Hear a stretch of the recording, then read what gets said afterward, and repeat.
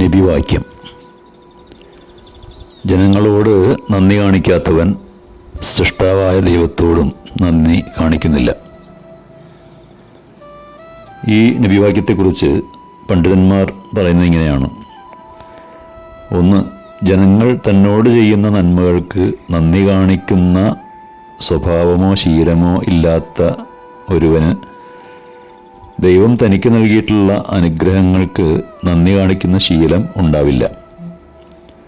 രണ്ട്, ജനങ്ങൾ തന്നോട് ചെയ്യുന്ന നന്മകൾക്ക് നന്ദി കാണിക്കാത്ത ഒരുവൻ ദൈവത്തിൻ്റെ അനുഗ്രഹങ്ങൾക്ക് നന്ദി കാണിച്ചാൽ കൂടി ദൈവം അത് സ്വീകരിക്കുന്നതല്ല. കാരണം അവ രണ്ടും തമ്മിൽ പരസ്പര ബന്ധമുണ്ട്. നിങ്ങൾക്കൊരാൾ നന്മ ചെയ്താൽ അയാൾ നന്ദിക്കർഹനാണ്.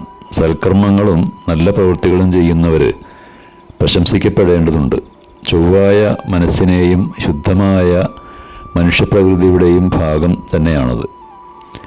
നന്ദി കാണിക്കുന്നവരെയാണ് ദൈവം ഇഷ്ടപ്പെടുന്നത് എന്ന് വിശുദ്ധ ഖുർആനിൽ പറയുന്നുണ്ട്. ഈ വിഷയത്തിൽ വന്ന മറ്റു ചില നബിവാക്യങ്ങൾ ഇങ്ങനെയാണ്. നിങ്ങൾക്കാരെങ്കിലും ഒരു നന്മ ചെയ്താൽ പകരമായി മറ്റെന്തെങ്കിലും നൽകുക. ഒന്നുമില്ലെങ്കിൽ അവന് വേണ്ടി പ്രാർത്ഥിക്കുക. ആർക്കെങ്കിലും ഒരു നന്മ അല്ലെങ്കിൽ നേട്ടമുണ്ടായാൽ അവനത് വെളിപ്പെടുത്തട്ടെ. അങ്ങനെ ചെയ്യുന്നത് അതിനോടുള്ള നന്ദിയാണ്. എന്നാൽ ആരെങ്കിലും അത് രഹസ്യമാക്കി വെക്കുകയാണെങ്കിൽ അവൻ നന്ദികേട് കാണിക്കുകയാണ് ചെയ്യുന്നത്. മറ്റൊരു നിവേദനത്തിൽ പറയുന്നത് ഇങ്ങനെയാണ്.